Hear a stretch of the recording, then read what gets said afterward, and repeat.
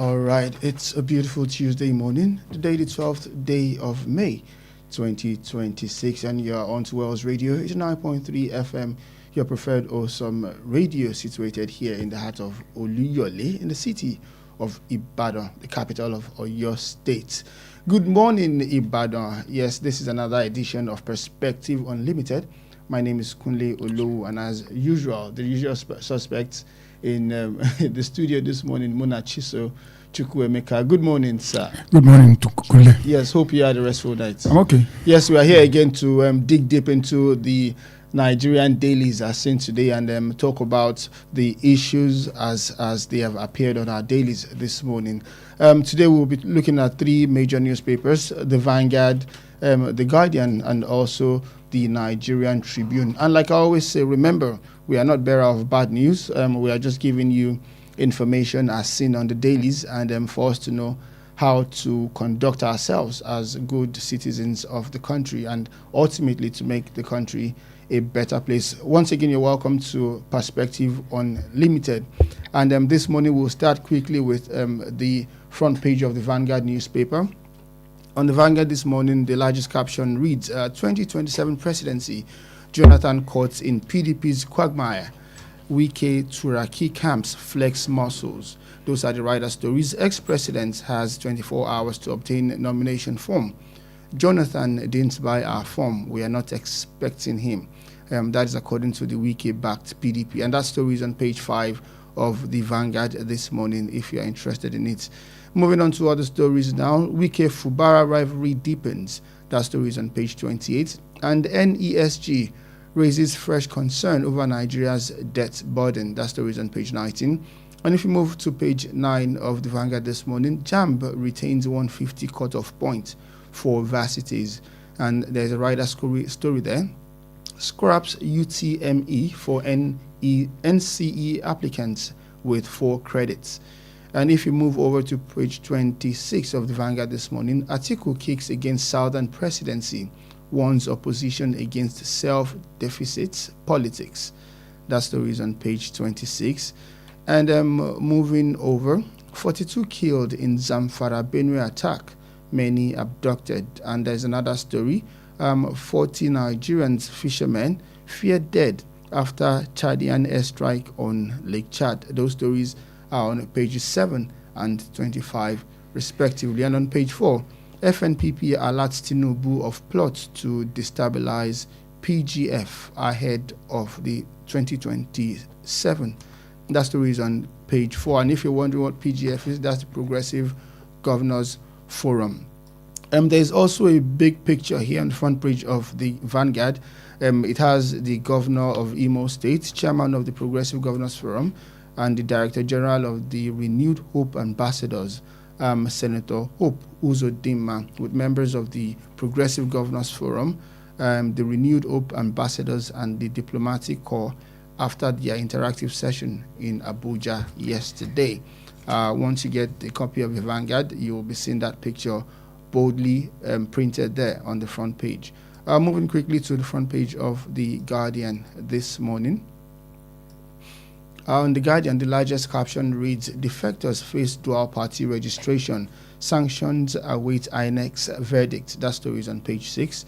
And on page 9, JAMB retains 150 cutoff mark for varsities, exempt NCE candidates from UTME.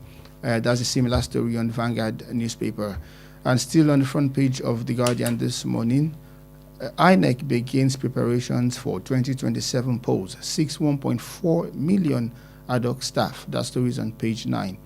And if you go to page 5 of The Guardian this morning, Ramaphosa condemns xenophobic violence, vows crackdown on illegal immigration. That's on page 5. And if you stay on page 5, FG leverage homeland security against internal threats amid overlap concerns. And on page 6, APC battles widening cracks over candidate selection ahead of 2027. And on page 8, Fubara Wike's rift deepens as APC rejects 32 governors-backed aspirants. Other stories on the front page of The Guardian this morning. Court hears suit seeking the registration of ADC, Accord, others. That story is on page 3. And on page 5, ASU threatens shutdown with federal governments over 2025 agreement implementation. And back to page 3. Nigeria's import 1.8 billion liters of petrol as FX stability softens prices. Those are the stories you can find on the front page of The Guardian this morning. And finally, on the front page of the Nigerian Tribune this morning, the largest caption, Rivers' fate of Fubara's men hanging in balance. That's on page 14. And there are 3 rider stories. List of 32 cleared aspirants, 65 disqualified, others in circulation.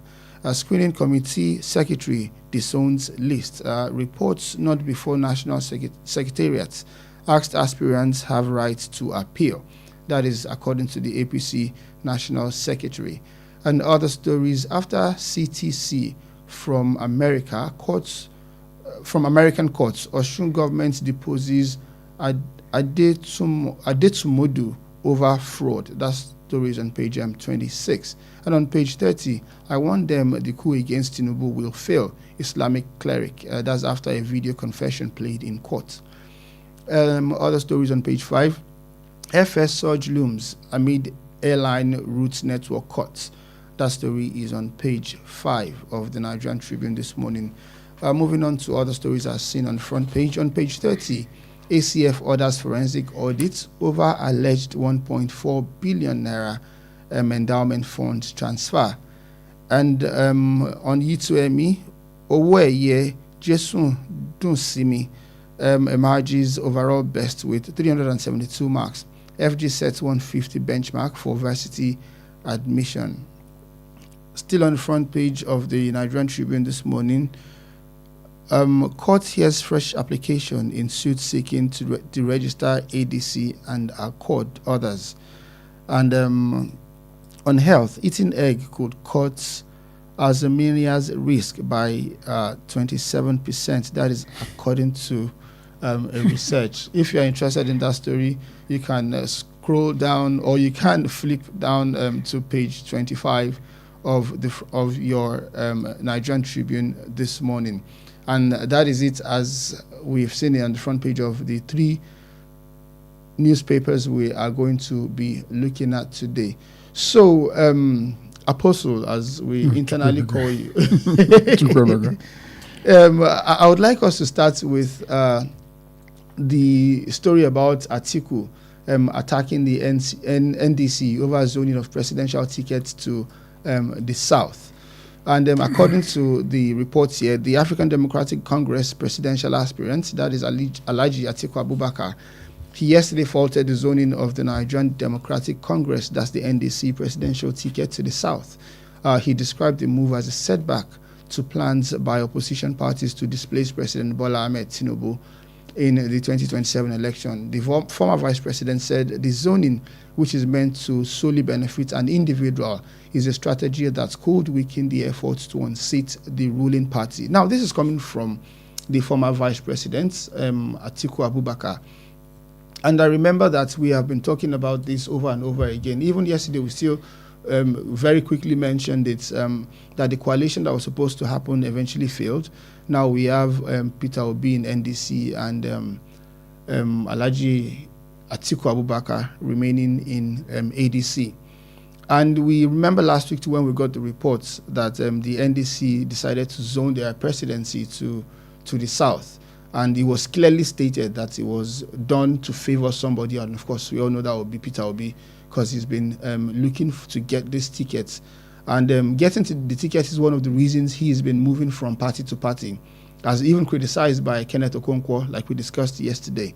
Now, Atiku Abubakar also wants this ticket really badly. And it seemed like none of these big wigs in the politics will shift ground for each other. Now, Atiku is of the opinion that zoning it to the South would weaken the opposition's strength. Does it mean that even from the inception, he was never in agreement to the fact that maybe Obi should really run? Because if he's saying that, he feels that he stands no chance of winning the election. Okay, thank you very much for that. We are starting out on this with this story. I want to. Many people have criticized me for saying the truth of what I know about Alhaji Atiku Abubakar. The sun does not rise and set on him. Do you understand? Go and check what happened to the PDP when he was a full-fledged member of that party. How he scuttled the arrangement that was made in that party, which led to the disintegration of that party, to the formation of G5, which threw up the likes of Nyesom Wike. Go and check. He has been looking for a ticket. He has been looking for it, even though there were state agreements that, look, this North and South thing, let's respect it. Atiku never respected it. When it was his turn, the whole PDP threw their weight behind him, because it was the turn of the North in the PDP. And now when the reverse was the case, he rejected it. He came up with the idea that no, it should not be, there should be nothing like zoning. But he benefited from zoning. And it's still the same thing that is haunting him till today. Look, let me tell you something, Kunle. I'm not a fool. I say what I know. If you go and check the history of this country and tell me how many years the North has been in power. Go and calculate it. So I'm coming. Yeah.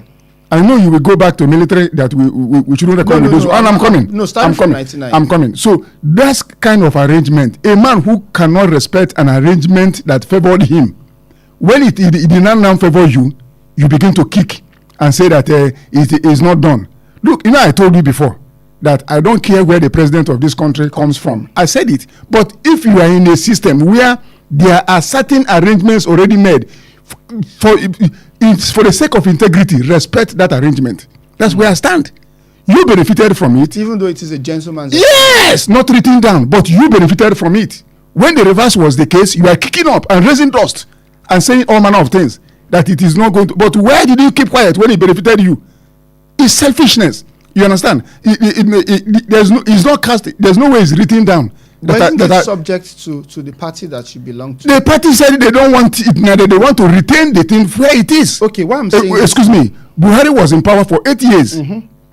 Nobody the South just kept quiet. That's under I'm coming. Under APC, yes, it is the same in other parties. They allowed him to finish. Now, when it is here, Tinubu has just spent 4 years. You see, want the power to come. It is not done. You can't win because the people are not fools. You can't. So the most important thing is for you to play the role of a father of the party. Give them ideas. Give them ideas. Rather than running. You understand? He is doing this because he knows that if the power gets to the North in 2031, he will be too old. He will not be able to even... People won't even... Yes, he will not be politically relevant again. That's why he's kicking against this arrangement. I don't hate Atiku. I don't know him from anywhere. But let us start from 99. After... the death of... I know some people are now angry with what I'm saying, but that's the reality.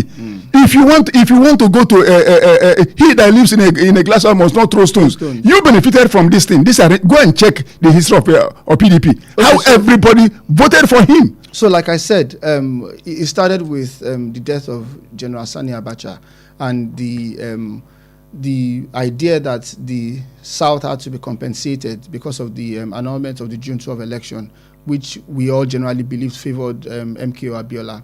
Now, when democracy started in 1999, we remember that it was zoned to the South. I mean, it was zoned to the PDP, yes. Thank you very much for pointing that out. PDP actually zoned it, and they thought that, okay, it was compensation for the Yoruba people. And that time, we remember it was Falaye and Olusegun Obasanjo that contested under PDP and NRC, if I'm correct, or I think NRC, if I'm correct. And he did his own 8 years. Atiku was the vice president then. And after that, it was Yaradua. Yaradua was supposed to spend his own 8 years too, but unfortunately, he died. Then the vice president then, who was Jonathan, took over. Now, the PDP internal caucus started they started throwing, should I use the word tantrums then, because they felt that the North had not completed their own tenure. And remember, Jonathan finished the remaining 2 years for Yaradua, and then still contested for another 4 years. Now, putting all of this into play, it still seems like the South or the southern parts have not fully enjoyed this, because them being in power that time was because Yaradua died. Simple. Yes. So if that is to play in the PDP, let us say that, okay, yes, the zoning is not favoring them. But like I said, other parties do not necessarily have to follow the PDP zoning. Listen, Kunle, other parties told the same line, but they will not come out and say it. They won't. Why did they go to when they did the APC convention or whatever before Tinubu came? Why is it that most of them they stepped down for him? Look, at Kunle, there are certain things that are not written down. There are certain things. Atiku knows what he's doing. He wants to be president by all means. If it is not, look. But does it not seem like Obi wants to be president by all means as well? Look, if Obi wants to be president by all means, he's doing it within the ambits of the fact that it is the son of the South. Not if it is the North. I don't think he will be a fool to go and be contesting over there. You can't. He won't contest. But Atiku knows full well that, look, it is not ideal for the sake of fairness, cohesion, and political stability of the country. He should shift away. But if we stand by this, we must stand. Look, I'm coming. I'm even coming to tell you something. Things. Yeah. I don't care where the president comes from. You've made that the president is from the North does not mean that the whole North will be favored. Go and check the history of this country. The North has produced presidents and the military leaders throughout. How many years? What is the position of the North now in Nigeria? Tinubu, Obasanjo was the president of Nigeria for how many years? Does it translate to you, Kunle, as a Yoruba man being as a millionaire? It's not. We have primitive, primordial sentiments over here. I don't care where the president comes from. It's not tantamount to you being above others. No, go and check the standard of living in the North and check the standard of living of other places that have never produced a president in this country and compare them. It's not about where the president is coming from. That's what I keep saying. But if a man has been benefiting from a system, he should not ruffle the feathers because it doesn't favor him. That's what I'm saying. I don't care where the president comes from. Let him come from anywhere. As far as there's a level playing field for all Nigerians, that's what I believe. I'm a Nigerian and I believe in this country. Yes, so that is the basic thing. Yes, the president can come from anywhere as long as it benefits everybody in the country. That should be the main goal. But we are talking about the gentleman's agreements. That's what I'm saying. Is he respecting it? The gentleman's agreements now, at least for what we know, Tinubu is the one in power now. And with what has been playing in the country, every zoning would spend their 8 years. So if that's the case, why is anybody still, because Tinubu has only done 4, why is anybody fighting for the zoning now? Even now, if everybody's, let us say that people say they are tired of the Tinubu administration, why are they not bringing out another person from the same zone? That is why complete the 4 years. That is why other parties are doing so. And that is why Atiku is kicking against it, because he wants the power to come to the North. Come back to the North. Which is wrong. You understand? Because in the permutation, which is wrong. But if we are running a normal country, where president can come from any religion, we are a Muslim ticket. Yes. What has it benefited us? What has it benefited us? Because we are primitive in our thinking. When it was happening, I remember the president's wife saying, let's do Muslim ticket. Next time, let it be Christian ticket. What kind of rubbish is that? I don't believe even if you are bowing down to anything, and you are a president of Nigeria, you know what it takes to be for Nigeria. You know what it takes to fix Nigeria. I will vote for you. Listen, we have done Muslim ticket. How far? How market? It's not about religion. It's not about what you watch. It's about who you are as a person. Are you a leader? That is the thing. Now we are Muslim ticket. How far have we gone in our Muslim permutation? Has it benefited us? Has it stopped insurgency? It's not about religion. It's not about ethnic group. It's about an individual knowing what to do when he gets to power. That's what I say everywhere I go. I don't care where you come from. I don't care where you worship. But provided you fix Nigeria, yes, and make it a livable place. A lot of people will say now that all of these politicians seem like they are in the same direction. They are not the same direction. Looks like they are all just looking for. Kunle, they are not. This is what we normally use to all human beings. Are we the same? They are not. But when people want to play a tribal card, they will tell you they are all the same. It's a lie. It's a lie from the pit of hell. Are we the same? Am I not taller than you? Yes, you are. We are not the same. So politicians cannot be the same. They have the agenda. But when you want to lampoon everybody and put them in the same boat, they are not all the same. They don't. They are not. I don't believe. I mean, all the same is not talking about tribe or. No, all the same means no. You know what I'm saying. Yes, all the same means that they are not going to fix Nigeria. They are all criminals. Means they lie.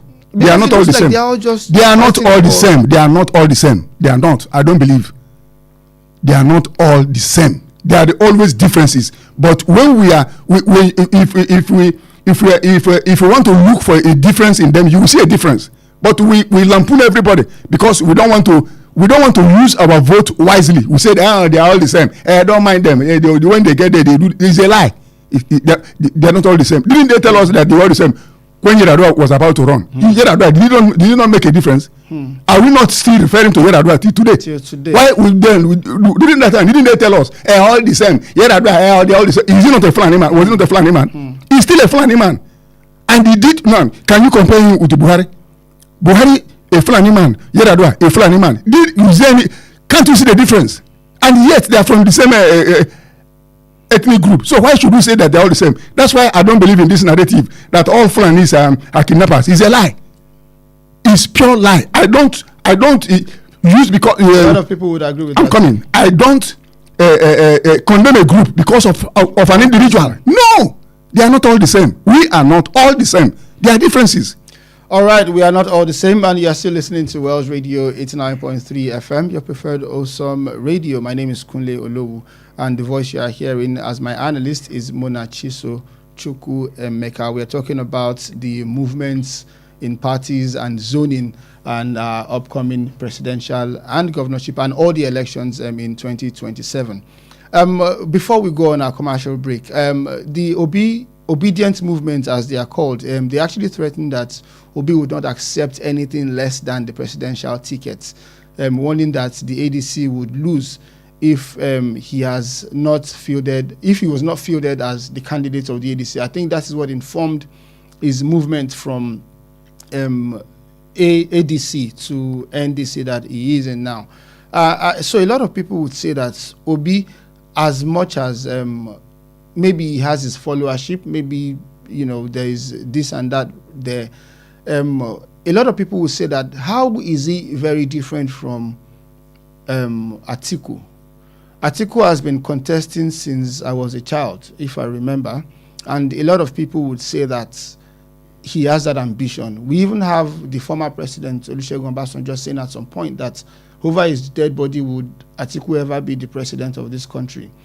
And Obi as well, if we look at his political pedigree, he has only been governor of Anambra State and even there were crises, there were issues before he even became the governor.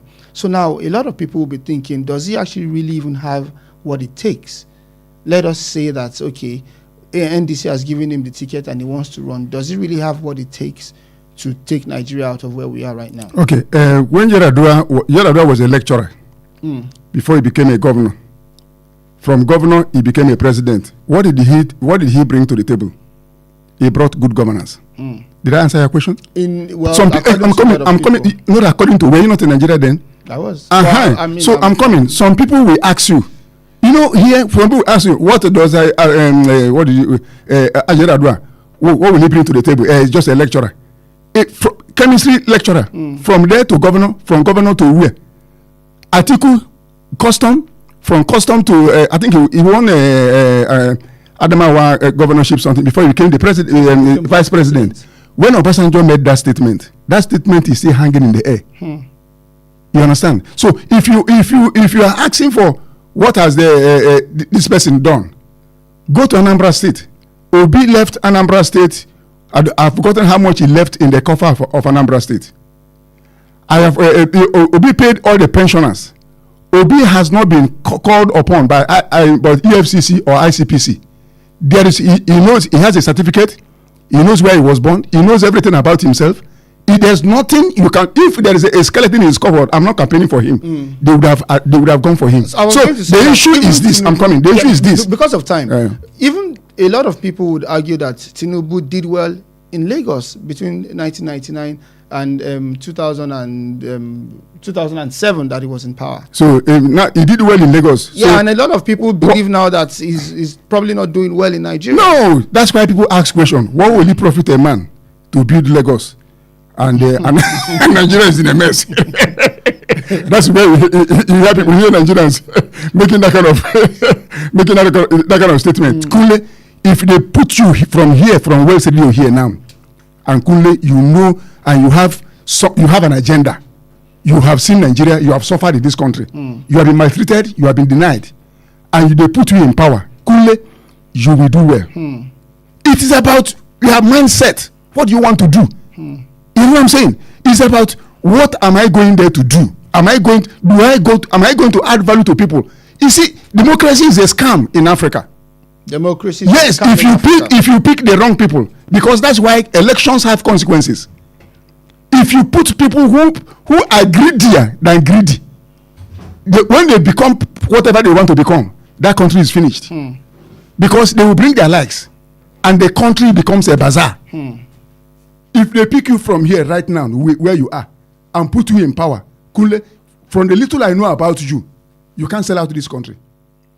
You still have a conscience.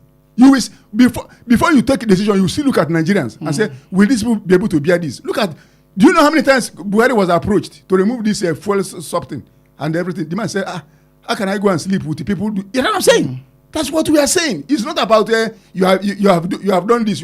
No. It's about what can you bring to it. What is your mindset in going to take power? What do you want to do when you get there? There is a song that we used to sing.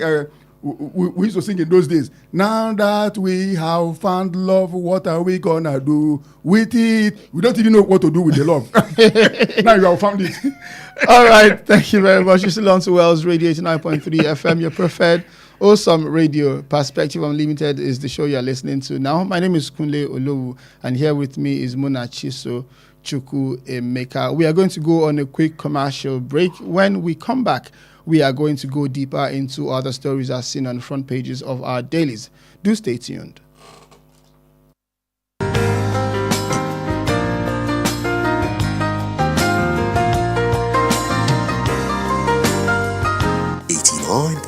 FM, your preferred wholesome radio. Ladies and gentlemen, may I have your attention, please?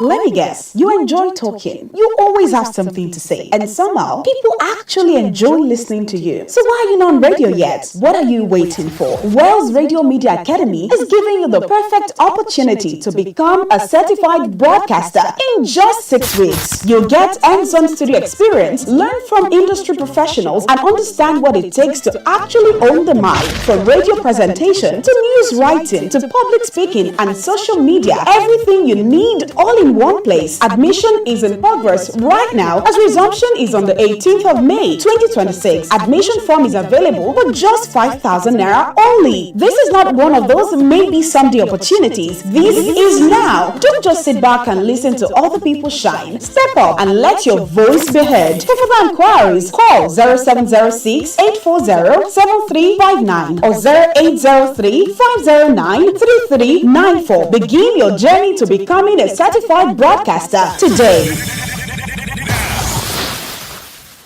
How long will it take you to confirm payment? I have been waiting for the past 1 hour. I am so sorry. Our network is slow. I will just run out of data. Same excuse yesterday. It is unacceptable, please. You better switch to One Data Internet Service. One Data? Yes, One Data. One Data is an internet service provider with the best alternative and solution for unlimited speed. One Data provides fast and reliable internet service to organizations, homes, and places of interest in Nigeria. With One Data, you get to enjoy the premium internet service with dedicated unlimited internet speed at all times, 24/7 fantastic customer service and support, and you enjoy a 1-month free subscription when you make payment. Now is the time to say goodbye to downtimes.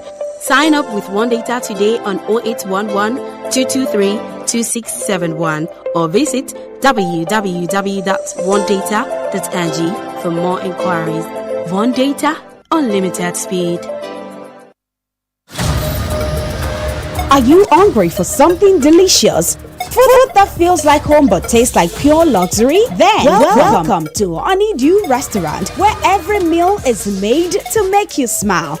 From our smoky jollof to rich ofada sauce to a variety of delicious soups like egusi, eforiro, and more, paired with your favorite proteins and hot, freshly made swallows, all made for you to enjoy. We also handle bulk orders in liters, fresh and ready whenever you need it. We deliver it to your doorstep. At Honeydew, it's not just the food, it's the feel. With our beautiful ambience, perfect for your romantic dates, family outings, or your quiet, relaxing evening escape. Join us every last Friday of the month at 7 p.m. for karaoke night with Jayola and enjoy music, games, food, drinks, and free mocktails and cocktails as you sing your hearts out. Visit us at Plot 42, Block 8, Alaafin Avenue, beside Wells Radio, Oluyole Estate, Ibadan. For your doorstep delivery or inquiries, call or WhatsApp 0814-691-6635, 0814-691-6635. Honeydew Restaurant, where every meal is made to make you smile. The Financial Services Regulation Coordinating Committee, FSRCC, in collaboration with the National Broadcasting Commission, NBC, wishes to draw the attention of the public to the activities of illegal financial operators, IFOs, which threaten public trust and the stability of the Nigerian financial system. The general public is hereby advised to refrain from dealing with unlicensed financial operators who deceive individuals with unrealistically high investment returns. Verify the licensing status of such schemes on this website: www.cbn.gov.ng, www.nicom.gov.ng, www.pencom.gov.ng, www.sec.gov.ng, www.fsrcc.gov.ng. To report any suspicions of illicit financial activities, call CBN 0817-665-7060, 0707-338-4828, SEC 0209-462-1168. Announcer, FSRCC.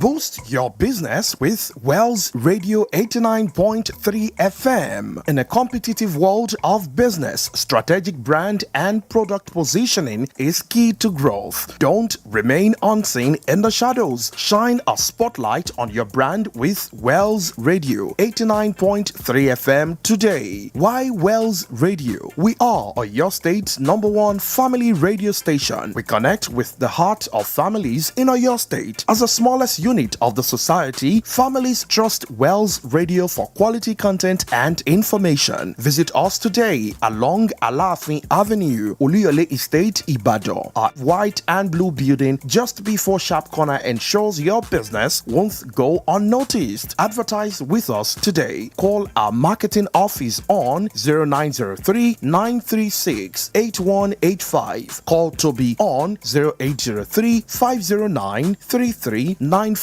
Ayo on 0706 840-7359. Take the leap today. Let Wells Radio 89.3 FM be the megaphone for your business success. You won't regret it.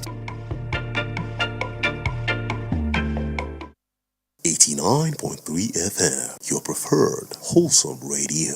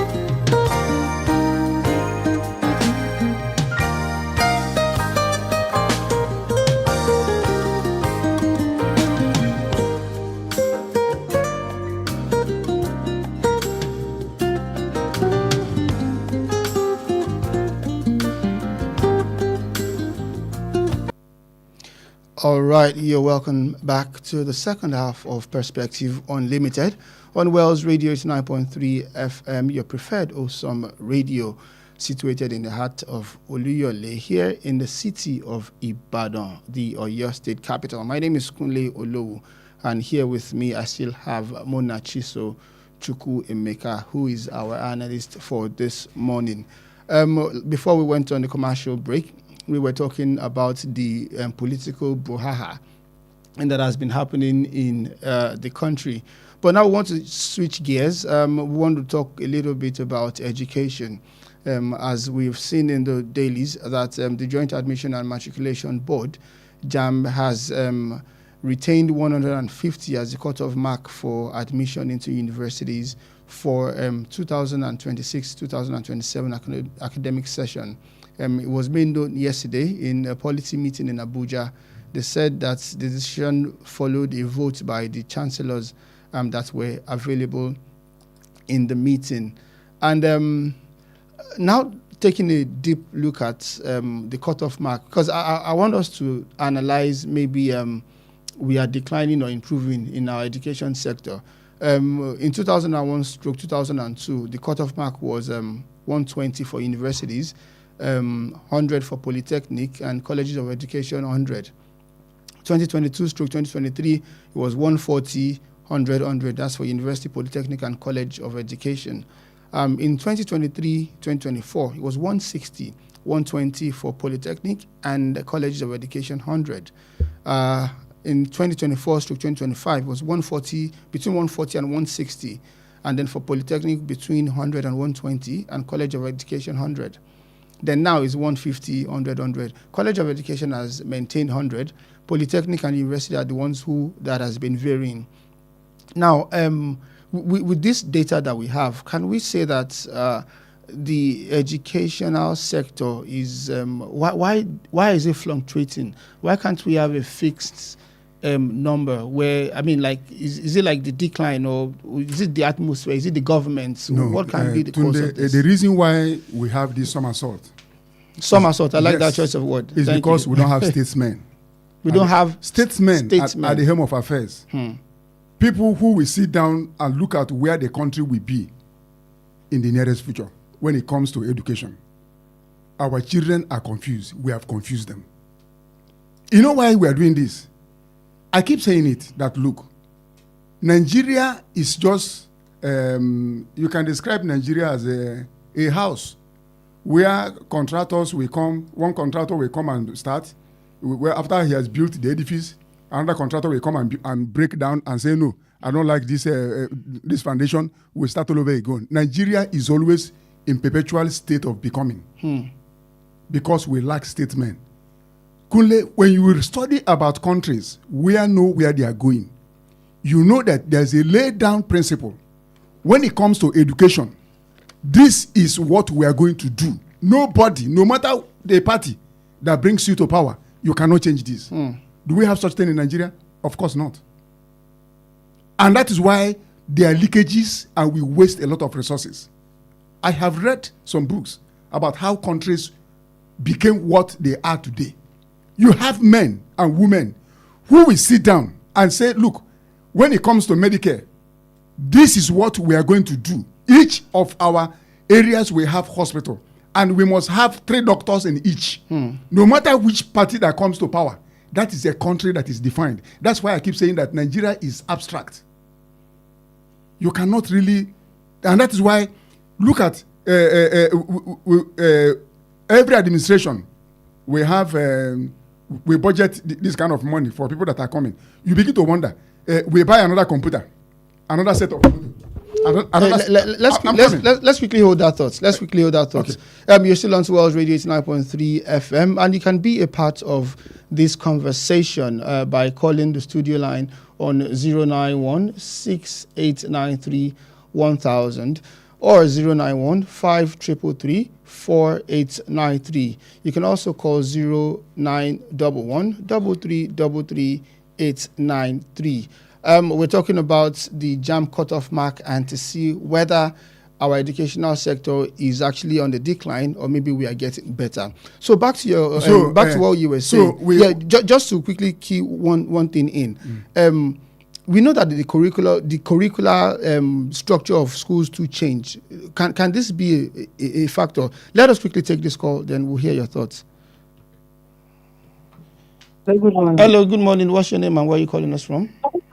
This is Adenke from Muslim. From Muslim, okay. You have the floor.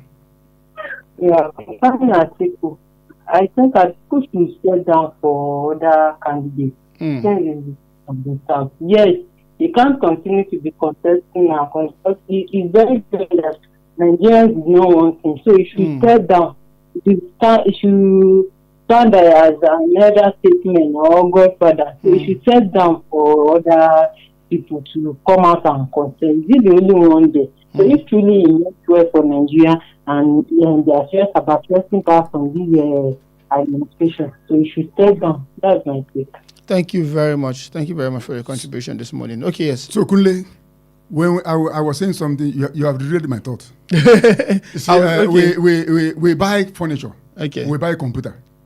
Another administration will come. We sell those ones. We buy another one. Buy new ones. Why? Because there is no laid down blueprint. Continuity. For the no continuity in our system. This now we started trade something. Do you know how many we have done? At the end of the day, what is the quality of education in Nigeria? Sorry, we have a caller on the line. Hello, good morning. What is your name and where are you calling us from? Yeah, good morning, Kunle. Yes, sir. Good morning, sir. My name is George. I'm calling you from Olowu. George from Olowu, you have the floor. Yeah. The issue of whether we are the same or we are not the same is very clear. I do understand. Yes, sir. Chukwemeka, thank you for what you said concerning that issue. We cannot be the same. Two people are different human beings. And the way they behave will also show in their action towards any issue. That is how it is. And that is the reason why we are making choice. So it's good for us to make good choice. When they were saying Muslim ticket, everybody were kicking against it. But now we have seen the result of it. Now, the issue of this job cutoff, yesterday when I was listening to it on the television, I was wondering, I don't know whether that 150 cut across the whole country. If it is so, yes, if it is so, if it is so, that means we are dancing to the failures that has been permeating the issue of cutoff mark in Nigeria, because certain zones in Nigeria cannot meet the cutoff. That is just it. Even when our people down some part of the country, let me not mention names. Okay. We are doing well. The other part, they were not doing well, and they were even favored. They were even asked to have a lower cutoff mark, and yet we are still getting the same results on that place. It is mindset. It is the way they take things. That is why that thing is happening. Like you talk about rulership. How many people from the north have been president? This is we should make things based on I want to satisfy this person. No, this country will move forward. Thank you. Thank you very much. Thank you very much. So Kunle, yes, our problem is that we don't know where we are going. I keep saying it. If I become the president of this country, I will. You see this thing that happened in 2014. I still make reference to it. We must sit down. When it comes to education, what do we do? What kind of education? Because education must be tailored according to the needs of the society. What kind of education do we have? Is it technical, vocational, or do we go for? There must be a laid down rules. A clear yes, and it must be enshrined in our constitution that if you come to a party through party XY, this is what you must implement when it comes to education, because the country has we are going somewhere. That's why you see some countries. Do you know some countries they have known where they will be in 2040? Here we are still talking of sharing rice and spaghetti for people to come. What are you saying? We are not ready to build a country, and Kunle, we are wasting resources. I'm coming. Yeah. If our children, we are confusing them. Next administration will come now and say, okay, 120, 80, cut off mark. What are we doing? We are toiling with the lives of these people. Because there's no, we are not steadfast. We don't know what we are doing. If we know what we are doing, Kunle, there are certain. I was in primary school when we had East Central State, when they had the Midwestern region, and all the education was, at least you know where you are going. That time, if you fail, you fail. Nobody will promote you. You have to repeat the class. You understand? Today, everybody is on the rise. Everybody is moving. Whether you know what, that's why you go to university. You see people that are admitted, they cannot write their name. How did they manage to come here? Parents are going for so-called miracle center. That's what do they call it? And be taking everything is just. You look at this country, you be tired. But where are we going? But just a lot of people would say that maybe a lot of things has changed, because like you rightly said, you and I are definitely not from the same generation like that, but at least some things were similar growing up, especially when we were in school. And a lot has changed now. We are in the digital world. When I was in the primary school, there was nothing like mobile phones, definitely. Even up to secondary school. Even to my university days, I think it was early university that we started having GSM. But a lot has changed now. Even what they teach them in school has changed. Sometimes when you pick up your little boy's mathematics assignments in primary school, sometimes you get confused. It wasn't what they were teaching us. And yesterday, remember, we still read a story about the federal government saying that they must start testing every student drug integrity test. Drug integrity test. Now, a whole lot of things has come into play. How did it come into play? And even till date, it is still generally believed that Nigerians like and embrace education, because when you see the way we thrive abroad, in a system that works, like they say, quote and unquote, in a system that works, we still thrive. We do well in classes. And the people in this Western world, most of them don't even have the kind of attitude we have towards education. Yeah. So when we say that we don't have a blueprint, we don't have I'm trying to see how we can bring both together. When we have this kind of mindset about education, and then there's still a notion that we don't have a blueprint about our education system. The starting point is leadership. When you have a leadership that knows where to take the country to, not to amass wealth. A leadership, Kunle, how I wish you lived during the time of Chief Obafemi Olowu and Dr. Mike Okpara. These are men. When you look at them, you begin to wonder, are they human beings? They know where to take their people to. You understand? They are not after themselves. They are not after cronies. They know where, okay, we are taking these people to so and so place. Let's do this in order that even when we are not around, this thing will continue. We didn't continue where they stopped. We didn't. Instead, we are bringing in all manner of human beings. People who see leadership position as a place to get money. If money is your focus, you cannot give people what they want.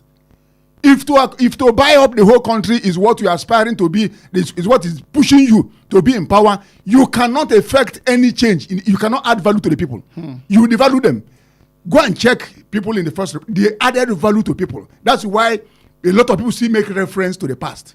Because they added value to the people. Nowadays, leaders come to devalue the people.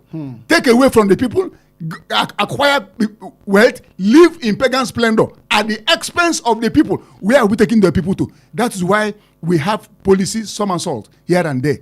Because there is no thought through policy. Let's look at this thing. Where will it be in the next 20 years? Proactive, look, let me tell you something. Visionaries, they see ahead of the people. Do we have visionaries? We don't have them.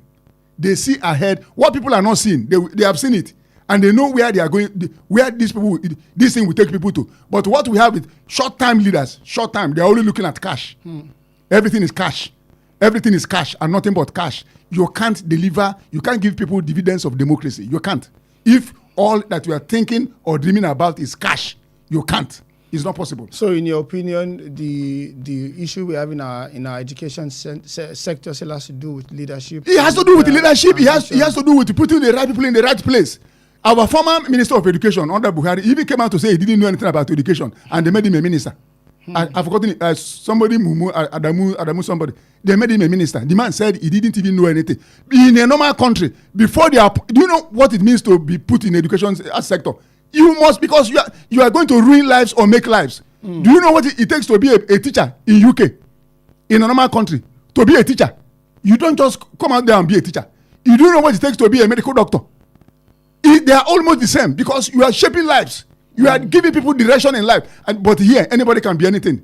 You can read anything and come and be a teacher and be teaching nonsense. Okay, because we are pressed for time, you are still on to Wells Radio 89.3 FM, your preferred awesome radio. Perspective Unlimited is the program you're listening to right now. Munachiso.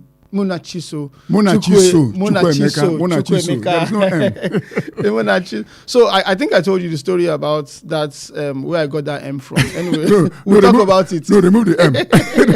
So we are here with Munachiso Chukwuemeka, and my name is Kunle Olowu. We're talking about the education sector and the JAMB cut-off mark. You can be a part of the show by calling into the studio on 0916-893-1000 or 0915-333-4893.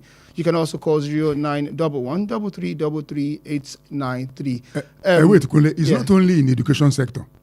Look at what happened to the former Minister of Science and Technology, somebody in Nigeria from Enugu State. Did you hear anything again about the certificate he forged? Did you hear anything again? When everything has been devalued. Everything. It's not only, when you talk of fall in standard of education, we can also talk about fall in standard of leadership. This is not the leadership that will take country to anywhere. Fall in standard of every Tom, Dick and Harry. Because that is the meal ticket. Once you get there, you are made. That is not, politics is for service. It's not for self-aggrandizement. It's not to if your purpose of going into politics is to acquire wealth, you cannot add value to the people. You cannot. Because all your vision is about cash and nothing but cash. Now let's talk about some cash. The federal government has actually stepped up engagement with the World Bank to for a fresh 1.25 billion naira loan to support economic reforms, job creation, and competitiveness, as findings by newsmen. Now, they said the facility has reached a critical stage in the lender's approval process. Now, the proposed loan, titled Nigeria Actions for Investment and Job Acceleration, is expected to be presented for approval on June 26, 2026, about 6 months and 21 days before the January 2027 election. I want to put a pause there.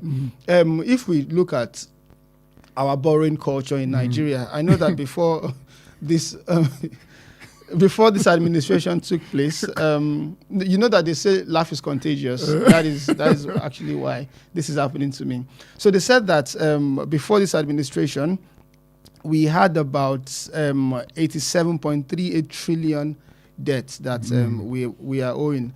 And now this administration, now in 4 years, it has risen to about 159.28 trillion. Yeah, the domestic debt is about 84.85 trillion, while external debt is about 74.43 trillion.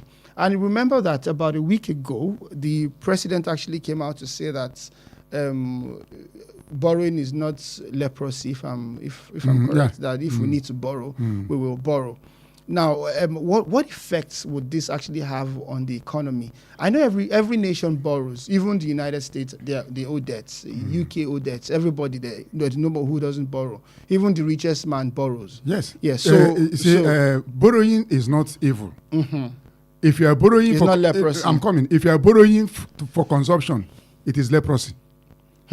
If you are borrowing to maximize what you are borrowing that money for, that is normal. Is Nigeria borrowing for consumption or for investment? That's According the question. I'm coming. That's the question. You understand? That's the question. Because many countries, if you all rich men are owing, but they are owing for the right reason. They borrow. That's what they call other people's money. That's why I keep telling people that people who put their money in the bank are poor people. Rich men don't put their money in the bank. They go to the bank and borrow the money and invest. It is poor people that put their money in the bank for the rich to go and borrow. You understand?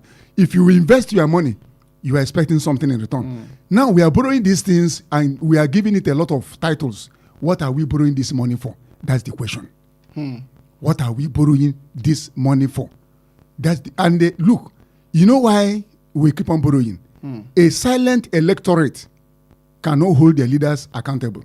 A silent electorate cannot hold their leaders accountable. Yes, that's why every leader that comes to power will borrow like a drunken sailor, because they know that at the end of the day, nobody will ask you to come and account for what. There are some countries where their leaders have been in prison because they borrowed money on behalf of the people. They couldn't account for it. Kunle, if you have worked in places where they give you money, you retire it. Our leaders, do they retire the money they collect? Do they tell Nigerians how this money was spent? At times I see it on CNN. I see a job created in the month of April. You see the figure. People that are employed. Do we have such statistics? We don't have. National Bureau of Statistics will come and tell you that in the month of March that the price of beans has fallen, the price of yam has. Where do we get? You understand what I'm saying? So there is no accountability. And remember the reason why we remove fuel subsidy. When we remove fuel subsidy, we will have a lot of money to work with, and we will not borrow again. We don't need to borrow again. So what are we doing right now? Transparency is a key factor in everything that has to do with good governance. All right, thank you very much. This is as much as we can take on Perspective Unlimited this morning. Thank you very much, Chukwuemeka Munachiso, for being a part of the show. Thank you for having me, Kunle. Yes, and I would like to say a big thank you to everybody who has called in and has participated in the program today, one way or the other. The program you just listened to is Perspective Unlimited, and this holds on the Wells Radio 9.3 FM every Monday to Friday between 6:30 a.m. and 7:30 a.m. Do join us again tomorrow for another edition of Perspective Unlimited. Right now, it is straight to the Sport Gang on AM Sport. Stay tuned.